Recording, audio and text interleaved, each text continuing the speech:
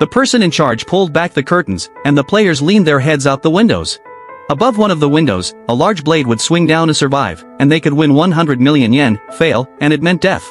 Excited, the girl chose the first window on the left, riding the momentum of her previous victory. The other players took their positions one by one. At the signal from the person in charge, the blade fell. The first to recover was the boy.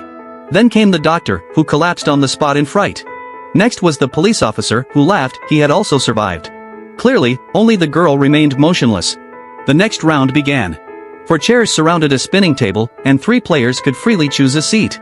When the person in charge shouted start, the wheel would spin. When it stopped, a crossbow would aim at one chair, and whoever sat there would be eliminated.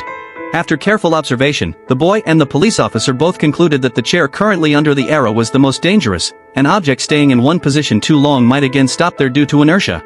But before the police could act, the boy quickly sat on the chair adjacent to the arrow.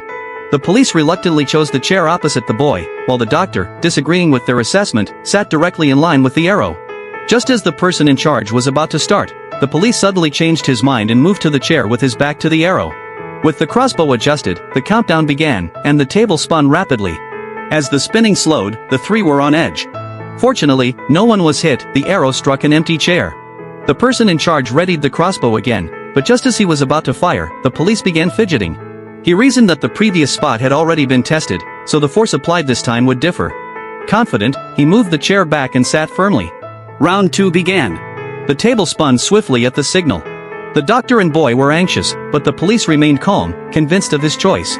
As the wheel slowed, the arrow narrowly avoided him. The boy braced for the worst but was unharmed. When it came to the doctor's position, the wheel seemed to be stopping. Finally, the arrow shot out and the person in charge was stunned. The arrow had struck the reasoning-savvy police officer. To his last breath, he could not understand what went wrong.